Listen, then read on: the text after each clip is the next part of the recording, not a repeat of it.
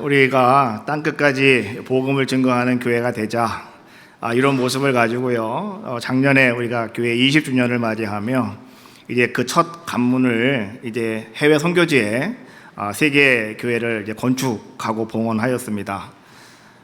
어제 지난 주간에 아주 기쁜 소식이 들려왔어요. 이제 우리 칸타락 에덴교회, 그 다음에 프라큰 에덴교회, 바니나이 에덴교회 중에서 프라큰 에덴교회에서 이제 교회를 또 새롭게 잘 정리하고 우물 파는 공사를 하는데, 그 밑에 안반이 들어있어서 이게 참 힘들게 뚫어도 잘 물이 안 나왔답니다.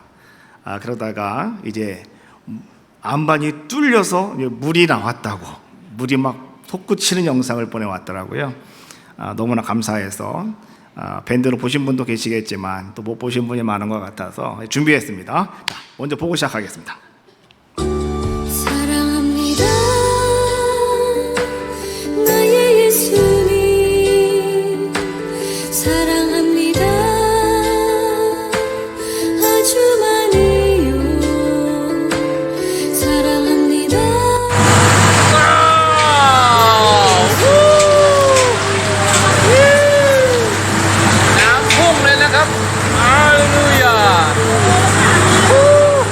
할렐루야 할 때 박수 치셔야 되는데 뭐 다른 말은 몰라도 할렐루야 이건 들리잖아요, 그렇죠? 예, 그때 하나님께서 이렇게 안반을 뚫어 주셨습니다. 그래서 물이 막 솟구치는, 오늘 예배하다가 여러분들에게도요 소화가 안 돼서 맥히신 분도 뚫어질 줄로 믿고, 여러분 가정에 어려운 이런 많은 문제가 있어서 지금 고민 중에 있으신 분들이 있다면 오늘 이렇게 물이 팍 솟아오는 것처럼 오늘 성령의 역사가 여러분들 가운데 임하시기를 주님의 이름으로 축복합니다. 오늘 우리 본문에 있는 말씀은 4장 1절 이렇게 시작이 되어집니다. 예수께서 성령의 충만함을 입어 요단강에서 돌아오사 광야에서 40일 동안 성령에게 이끌리시며 라고 말씀해 주고 있어요. 요단강은 어떤 곳이었습니까? 예수님이 세례받으신 곳, 또 세례받고 올라오실 때 하늘문이 열리고 이는 내 사랑하는 아들이다 음성이 임하였던 곳, 그곳에서 예수님께서는 성령 충만함을 받으시고 이제 돌아오셔서 주님은 광야로 40일 동안 가서 살으셨다라고 하는 말씀을 이야기해 주고 있는 거예요. 자, 그런데 오늘 이 본문에 있는 말씀을, 이 원어에 있는 말씀을 그대로 이제 직역을 해보면 또 이렇게 번역이 되더라고요.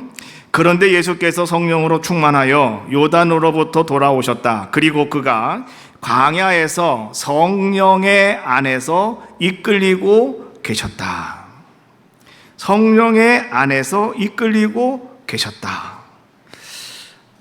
이것은 우리에게 이런 말의 뉘앙스를 여러분 주고 있는 거예요. 메시지를 전해주고 있는 거예요. 무엇이냐고 하면, 예수님 성령 충만하셨고 예수님이 광야 가셔서 40일 동안 생활하실 때, 그때 그 많은 이 마귀가 와가지고 예수님을 시험하시지 않습니까? 그런데 그 모든 것들은 그냥 우연히 되어지는 것들이 아니라 다 하나님의 계획하심이었고 하나님의 인도하심이었고 하나님의 이끄심이었다라고 하는 것을 말씀해 주고 계시는 거예요. 신명기 8장 2절에 이렇게 말합니다. 내 하나님 여호와께서 이 40년 동안에 내가 네게 광야길을 걷게 하신 것을 기억하여라. 이는 너를 낮추시며 너를 시험하사 내 마음이 어떠한지 그 명령을 지키는지 지키지 않는지 알려 하심이라. 여러분, 신명기 8장 2절에 있는 말씀은 이런 말씀이에요. 오늘 이스라엘 백성이 40년 동안 광야길을 걷게 한 것, 그거 잃어버리지 말라 이런 얘기예요. 꼭 기억하고 있어야 됩니다 라고 하는 것을 이야기해 주고 있는 거죠. 왜? 그것은 하나님께서 오늘 여러분들을 낮추시고 여러분들을 시험하심에 있어서 오늘 여러분이 하나님의 말씀을 내가 들었는데 그 말씀을 듣고 여러분들이 그 말씀을 지키는지 안 지키는지 하나님께서는 그거를 테스트하기 위하여, 그것을 알아보시기 위하여 하나님은 광야 40년의 길을 걸어가게 하셨다라고 하는 것을 말씀해 주고 계시는 거예요. 그런데 오늘 우리 예수님께서도 말이죠, 이제 광야로 이끌리셔서 그곳에 가셔서 40일 동안을 금식하셨다라고 성경은 말씀해 주고 계시죠.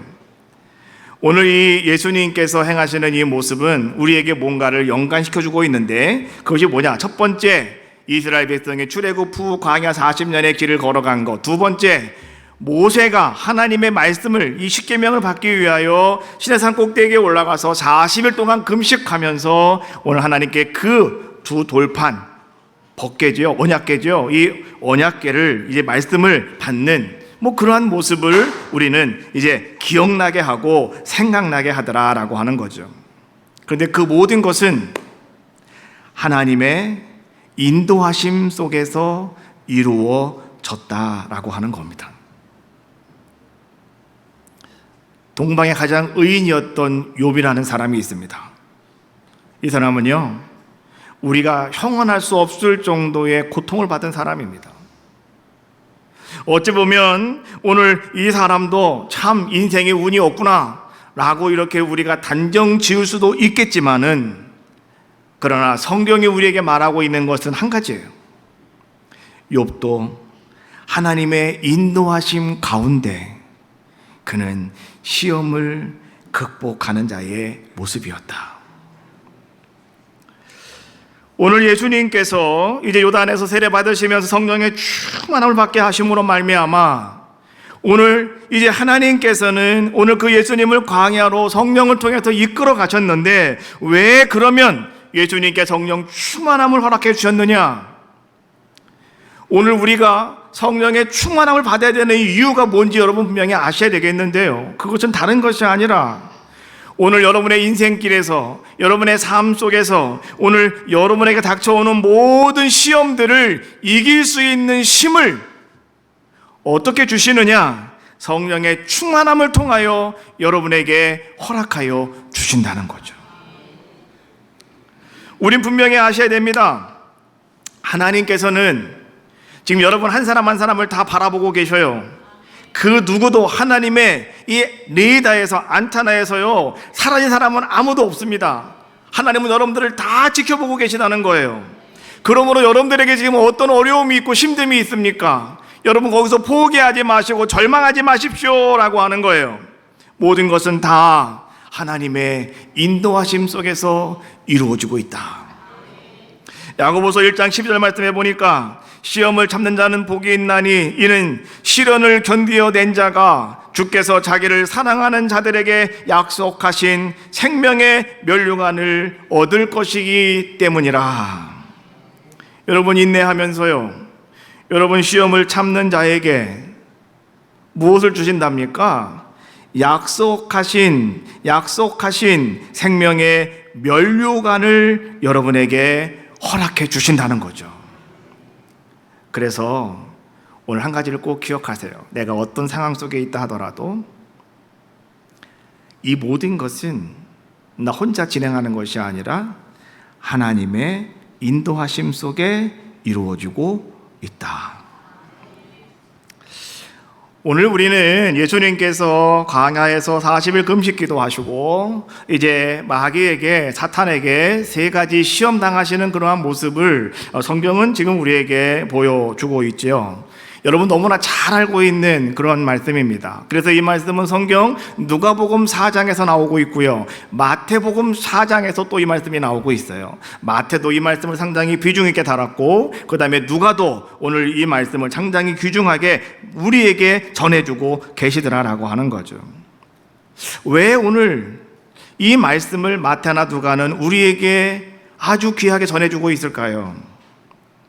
이유는 오늘 여러분의 삶 속에 하루를 시작하며, 또 아니면 여러분들이 어떤 뭔가 사업, 아니면 여러분들의 모든 신앙생활, 아니면 여러분들의 어떤 무슨 일이 있든지 간에 여러분들이 뭔가 처음 시작하는 출발선에 있다고 한다면, 오늘 이 말씀은 우리에게 모든 시작하는 성도 여러분, 오늘 여러분들에게 있어서 어떻게 우리가 이것을 시작해야 되고 출발해야 되는지에 대해서 오늘 예수 그리스도를 바라보시며 오늘 여러분들도 본을 받는 자가 되십시오 라고 하는 말씀을 오늘 성경은 우리에게 전해주고 계시는 거예요. 오늘 마귀가 예수님께 와서, 이제 예수님은 33년의 인생을 사시면서 30년은 어머니와 아버지와 함께 열심히 일을 도왔고요. 3년이 이제 하나님께서 이 땅에 보내신 그 사명을 감당하는 시간, 공생애라고 이렇게 이야기합니다. 오늘 4장 1절에 있는 말씀이 이제 공생애가 시작되어지면서 첫 번째로 이제 예수님이 어떻게 이것에 대응하시고 나가시는가라고 하는 것을 이제 우리에게 보여주고 계시는 건데요. 자, 첫 번째, 오늘 이 마귀가 이 예수님의 출발선에서 첫 번째 마귀가 예수님에게 하는 말은 이런 것이었습니다. 4장 3절 말씀에 보니까 만일 하나님의 아들이여든 이렇게 이야기합니다. 예수님께서 공생애를 시작하실 때 예수님은 내가 하나님의 아들이라고 말한 적 없어요. 그냥 시간이 됐기 때문에 예수님은 이제 집을 떠나와서 이제 공생애가 시작되어지는, 성령의 이끌림 속에서 공생애가 시작되어지는 그러한 모습이죠. 근데 마귀는 예수님께 와서 뭐라고 말합니까? 네가 만일 하나님의 아들이거든 이렇게 이야기합니다. 똑같은 거예요. 오늘 여러분도 세상에서 여러분들이 뭔가 시작을 하려고 할 때, 여러분도 뭔가 새롭게 출발을 하려고 할 때 여러분이 어떤 사람인지 아무도 몰라요. 그러나 여러분을 잘 알고 있는 존재가 하나 있습니다. 누구냐? 마귀 사탄이라는 거죠. 여러분들에게 똑같이 찾아와서 오늘 여러분들에게도 그렇게 여러분의 발목을 잡고 여러분들을 주저앉히려고 하는 그런 계략을, 유혹을 행하여 주고 있더라라고 하는 거죠. 그래서 오늘 여러분들은요, 오늘 예수님을 잘 바라보시면서 새로운 시작의 본을 보여주신 예수 그리스도를 우린 따라가는 자들의 모습이 되셔야 된다라고 하는 겁니다. 자, 첫 번째 무엇이었습니까? 이 돌들에게 명하여 떡이 되게 하여라 라고 하는 겁니다. 우리가 잘 알고 있죠. 이것은 생존 욕구에 관한 시험이다 라고 이렇게 이야기하는데요. 여러분, 이 마귀나 사탄은요, 여러분들을 그 누구보다도 잘 알고 있기 때문에 여러분의 가장 약한 점, 여러분의 가장 부족한 부분, 여러분 이것을 가장 잘 알고 있기 때문에 그것을 가지고 오늘 여러분들에게 다가온다라고 하는 사실입니다. 40일 동안 예수님께서 광야에서 얼마나 아무것도 못 드셨으니 배가 고프시겠어요. 그 고통이 어마어마하게 느껴지는 그 순간, 오늘 이 마귀는 떡을 만들어 먹으라 라고 이렇게 이야기해 주고 있는 겁니다. 인간의 가장 기본적인 욕구죠. 모든 사람들은요, 기본적인 욕구에 충실합니다. 기본적인 욕구를 제어할 수 있는 사람은 정말 훌륭한 사람입니다. 그렇잖아요. 그런데 오늘 이 사탄은 오늘 예수님의 가장 약한 그 부분을 파고 들어와서 첫 번째로 예수님의 발목을 붙잡는 거죠. 자, 그때 예수님은 이렇게 말씀하셨습니다. 4장 4절 말씀에 보니까 예수께서 대답하시되 기록된 바 사람이 떡으로만 살 것이 아니라 하였느니라 라고 말씀해 주고 있죠. 여기서 우리가 주목해야 보셔야 되는 단어가 있는데 그것이 뭐냐고 하면 기록된 바라고 하는 거예요. 이 원어로는요, 게그라프타이라고 하는 단어를 쓰는데, 이 게그라프타이라고 하는 단어는 무슨 뜻이냐고 하면 기록이 되어 있다 이런 뜻이에요. 뭐 말씀과 똑같은 거죠. 뭐 기록된 바, 그런데 그것이 적혀져 있다, 그렇게 거기에 확실하게 거기에 메모가 되어 있다, 뭐 이런 뜻이에요. 오늘 예수님께서는 신명기 8장에 있는 말씀을 인용하셔서 오늘 이렇게 말씀해 주고 있는 거예요. 신명기 8장에 이렇게 말씀해 주고 있죠. 8장 3절에 너를 낮추시며 너를 줄이게 하시며 너도 알지 못하며 내 조상들도 알지 못하던 만나를 네게 먹이신 것은 사람이 떡으로만 사는 것이 아니요 여호와의 입에서 나오는 모든 말씀으로 사는 줄을 네가 알게 하려 하심이니라. 사람이 살아감에 있어서 여러분 살기 위해서 우리에게 필요한 것이 무엇이냐? 떡입니다. 떡이 꼭 필요하지만 그러나 그 떡이 오늘 여러분 삶의 전부는 아니다라고 하는 것이죠. 광야길을 걸어갈 때 하나님은 이스라엘 백성들에게 만나를 내려주심으로 말미암아서 그들은 40년 한 사람도 굶어 죽은 사람이 없었다라고 하는 거죠.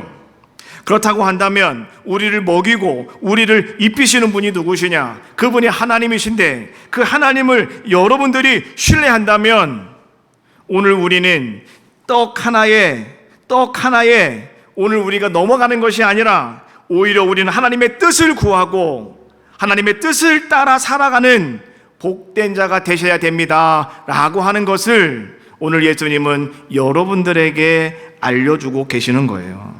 그래서 예수님은 이렇게 말씀하신 거예요. 하나님의 나라와 하나님의 의를 구하는 사람이 되셔야 됩니다. 요한복음 4장 34절 말씀해 보니까 이렇게 말합니다. 예수께서 이르시되 나의 양식은 나를 보내신 이의 뜻을 행하며 그의 일을 온전히 이루는 이것이니라. 예수님의 양식은 하나님의 뜻을 따르는 거랍니다. 그리고 예수님의 양식은 뭐냐? 그 일을 온전하게 이뤄내는 것이랍니다. 그리고 예수님은 한 단계 더 나가서 이렇게 말씀하시죠. 마태복음 6장 33절에 있는 말씀이죠. 그런즉 너희는 먼저 그 나라와 그의 의를 구하라. 그리하면 이 모든 것을 너희에게 더하시리라. 먼저 우리가 해야 될 것이 있다라고 하는 거죠. 그것이 무엇이냐? 그 나라와 그의 의를 구하는 자의 삶이 되어져야 된다. 여러분, 무엇인가 오늘 여러분이 새롭게 출발하려고 할 때 여러분들에게 첫 번째 다가오는 것은 생존 욕구의 시험이다. 여러분, 거기서 우리는요, 무엇을 기억하셔야 됩니까? 먼저 내가 해야 될 일이 무엇인가를 분명히 알자. 그러면 여러분도 승리하는 귀한 자가 다 될 줄로 믿습니다. 두 번째 마귀는 예수님을 이끌고 이제는 순식간에 천하만국을 다 보여주면서 내게 절하면 내가 이 모든 것을 다 너에게 주겠다라고 오늘 마귀가 또 예수님께 두 번째 시험하는 그러한 모습을 성경은 우리에게 보여주고 계시죠. 절하여라. 하나님께서 모세에게 주셨던 십계명 두 번째가 우상을 만들지 말고 거기에 엎드려 절하지 말아라. 이 계명입니다. 그런데요, 오늘 마귀는 이 계명을 지금 어떻게 하라는 거예요? 무시하라 라고 하는 걸 얘기해 주고 있는 거죠. 절하면이라고 하는 이 단어는요, 프로스 케네세스라고 하는 단어를 쓰는데 이것은 이런 뜻을 가지고 있어요. 경배하고 이런 뜻을 가지고 있어요. 그러니까 절하고 라고 하는 것은 경배하고 이런 뜻이에요. 그래서 예수님께서는 오늘 그 마귀에게 이렇게 말씀하십니다. 4장 8절이죠. 예수께서 대답하여 이르시되 기록된 바 주 너의 하나님께 경배하고 다만 그를 섬기라 하였느니라. 경배하고 절하지 말고 이런 뜻이에요. 너는 오직 하나님께만 절해야지 다른 데는 절하면 안 된다. 오늘 하나님이 이렇게 말씀하셨어 라고 예수님께서는 그렇게 말씀하시며 오늘 마귀를 물리치시는 모습이셨다라고 하는 거죠. 바벨론에게 이스라엘 멸망되고 나서 이스라엘 백성이 다 바벨론을 끌려갔을 때 그때 다니엘이라고 하는 사람도 끌려갑니다. 다니엘은 그곳에 가서요, 내가 오직 하나님 말씀대로 살겠다. 내가 하나님 말씀 붙잡고 살겠다. 오직 내 믿음 내가 변치 않겠다. 이런 결단을 하고 그가 바벨론에 가잖아요. 바벨론에 가서 이제 그가 있을 때 이제 어떤 사람들이 왕에게 이런 제의를 합니다. 왕이시여, 왕의 신상을 만들어 놓고 거기에 절하지 않는 사람들은 다 뜨거운 풀무불에 다 태워버려야 됩니다. 그래서 왕이 오케이 하고 사인을 내렸네요. 여러분, 제가 사진 하나를 준비했는데요, 한번 봅시다. 자, 이게 어떤 그림이냐고 하면 바로 다니엘에 관한 이야기예요. 다른 사람들은 다 그 신상 앞에 엎드려 절하고 있는데 세 사람은 서 있는 거예요. 다니엘과 친구들은 서 있는 거예요. 왜요? 우리는 하나님께만 엎드리는 사람들이기 때문에 그런 거예요. 여러분, 우리가요, 기도는 300용사 이야기 여러분 잘 알고 계시죠? 미디안 사람들이 쳐들어옵니다. 하나님께서요, 이스라엘 백성들이 막 부르짖어 기도할 때 그냥 알았다. 그리고 하나님께서 기도원을 세워주셨습니다. 이제 기도원이 이스라엘 사사가 되어가지고요, 이스라엘 백성들에게 가서 외칩니다. 하나님이 우리에게 승리를 주신다니 나가 싸웁시다. 그랬더니 이스라엘 백성이 다 싸우겠노라고 몰려왔는데요, 그 숫자를 세어보니 32,000명이었답니다. 근데 하나님께서 기드온에게 이렇게 말씀하셨어요. 기드온아, 너무 많다.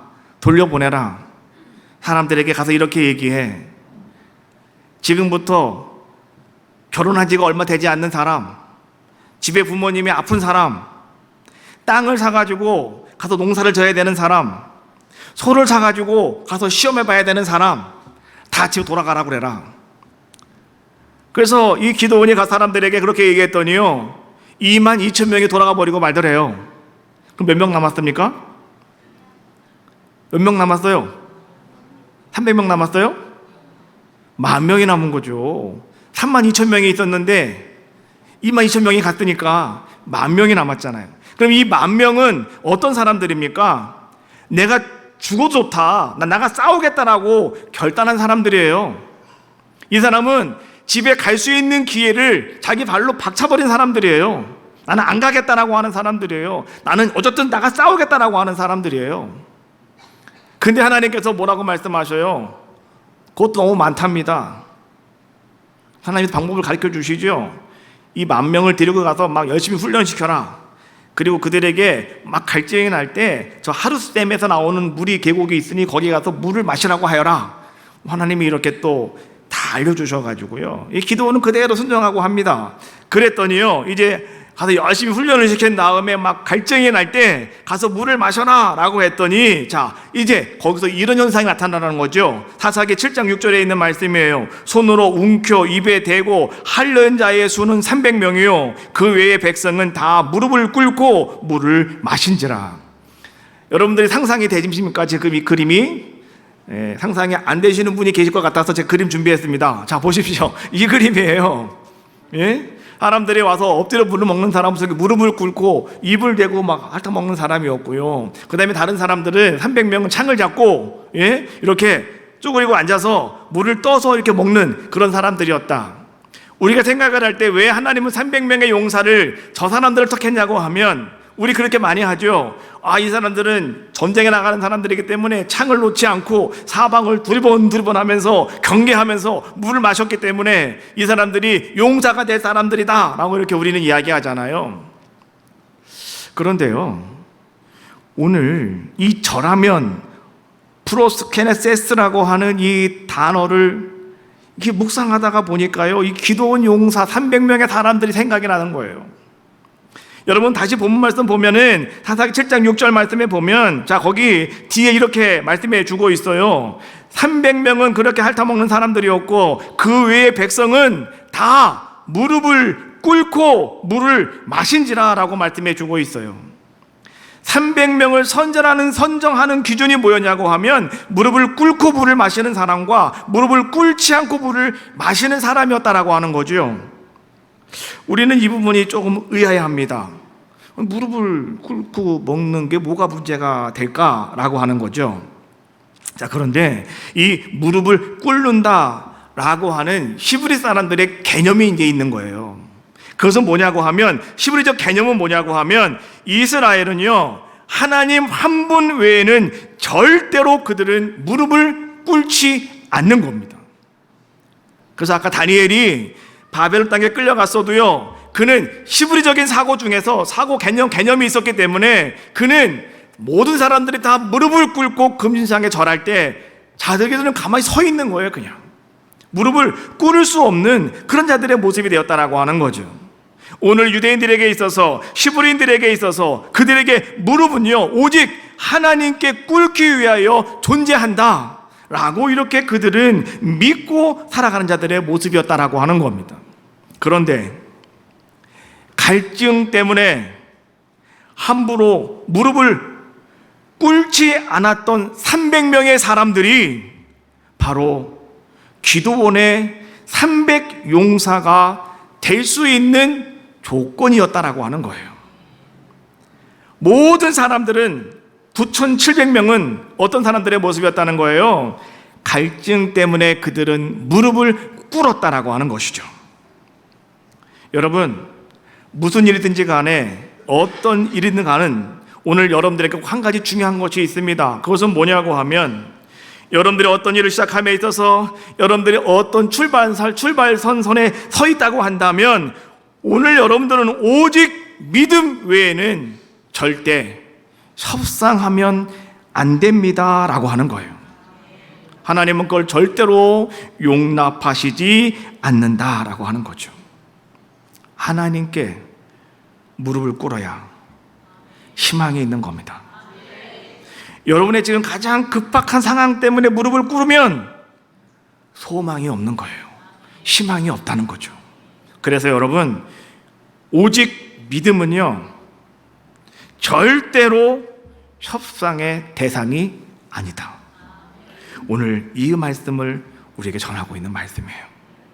마지막 세 번째로 이제 예수님을 다시 성전 꼭대기로 데리고 올라가죠. 그리고 예수님에게 뛰어내려라 라고 이렇게 이야기합니다.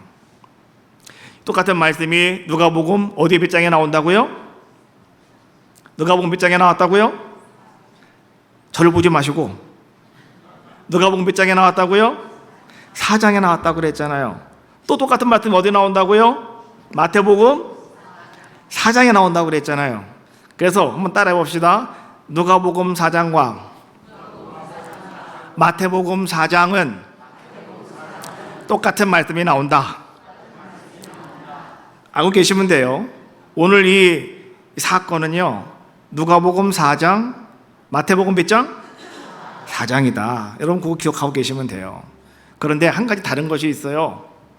누가복음에서는 두 번째, 세 번째 순서가 바뀌었고, 그 다음에 마태복음에서는 예수님을 먼저 성전 꼭대기 들고 올라가고요, 그 다음에 마지막으로 나에게 절하라 이렇게 이야기합니다. 순서가 또 바뀌었다는 거죠.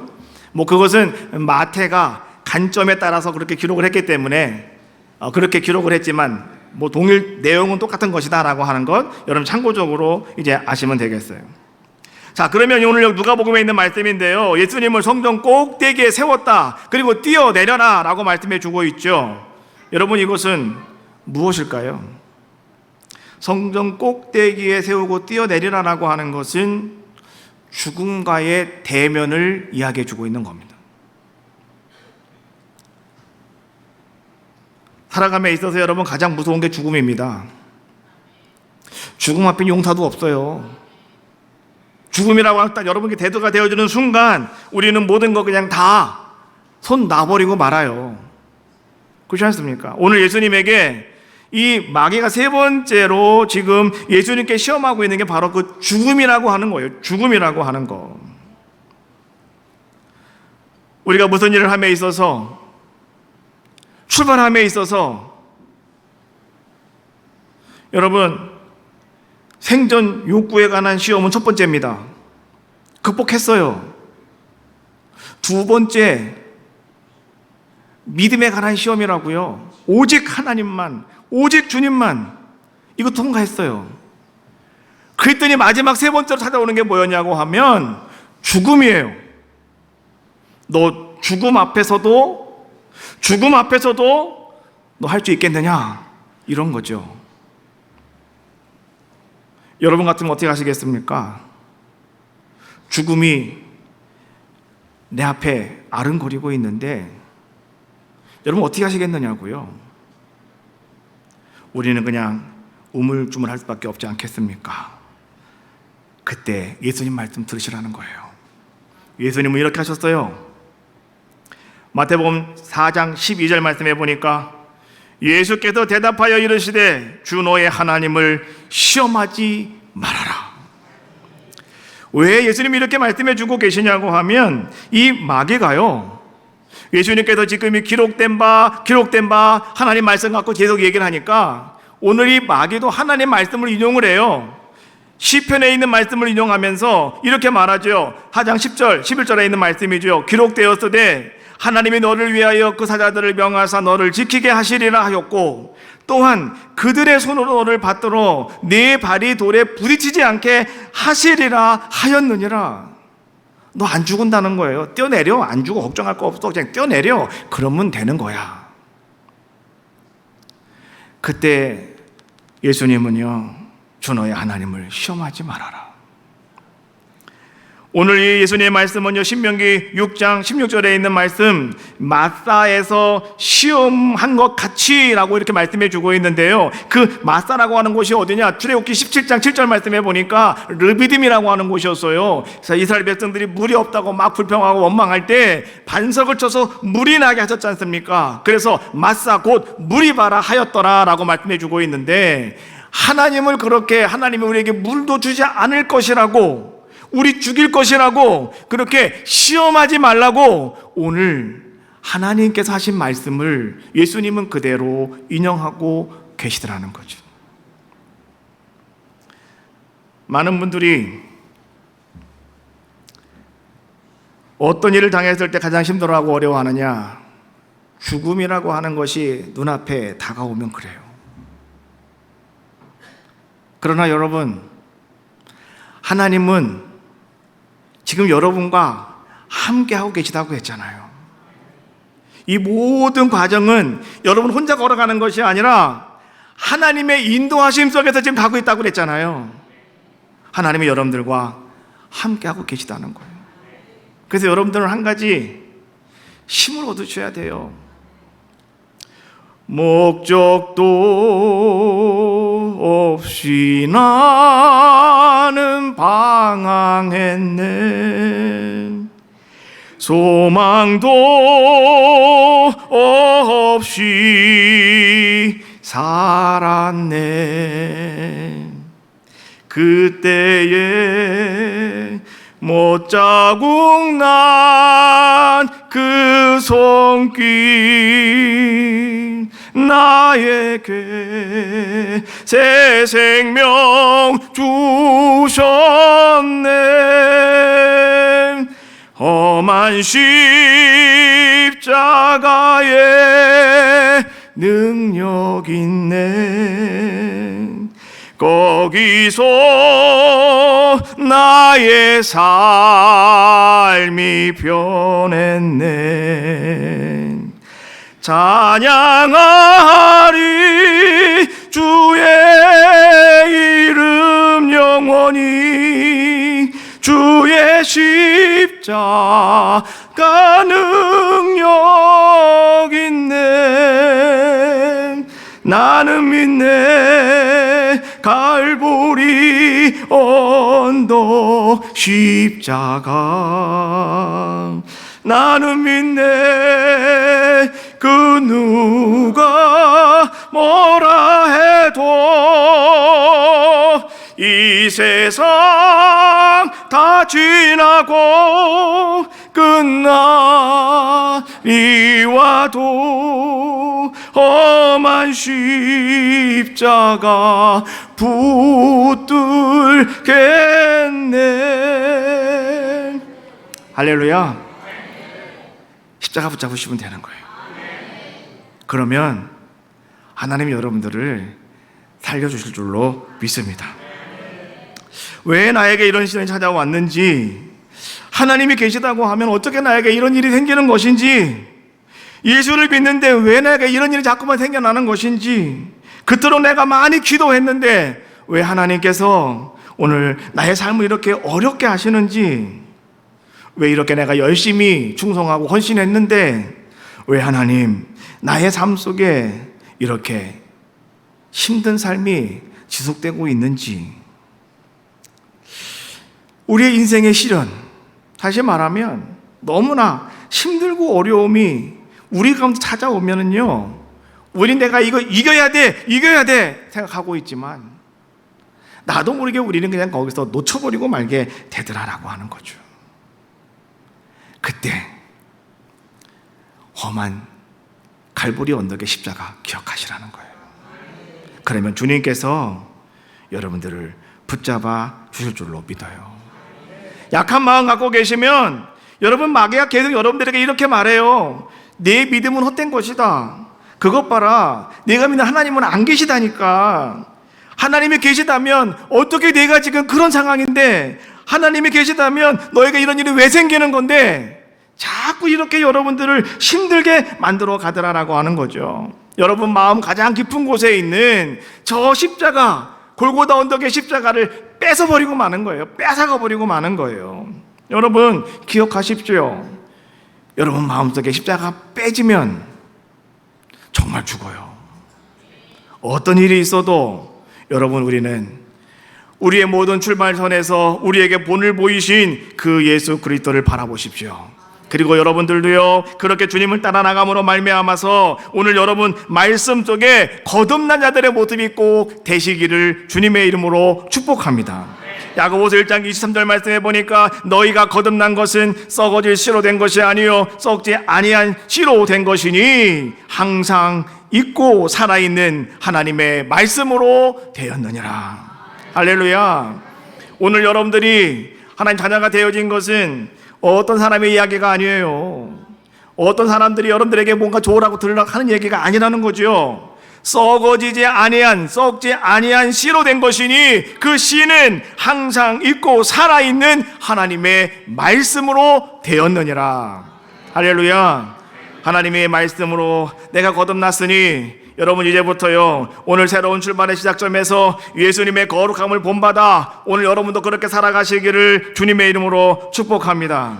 예수님을 본받아 여러분들의 모든 어떤 새로운 출발, 그것이 여러분의 신앙생활일 수도 있고 여러분의 사업의 문제일 수도 있고 여러분의 어떤 문제일 수가 있습니다. 그때 오늘 우리는 이 말씀을 기억하면서 여러분 승리하시기를 주님의 이름으로 축복합니다.